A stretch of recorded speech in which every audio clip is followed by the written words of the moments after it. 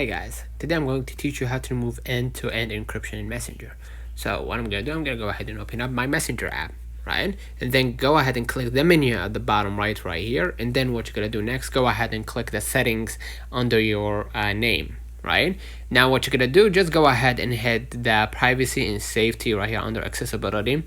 And then you're going to see in the security section, you're going to see app lock end-to-end encrypted chat. So I'm going to go ahead and click on it.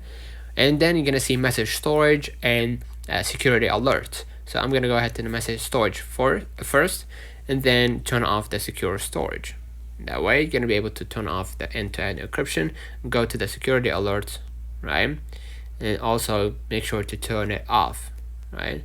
So go ahead and just turn it off.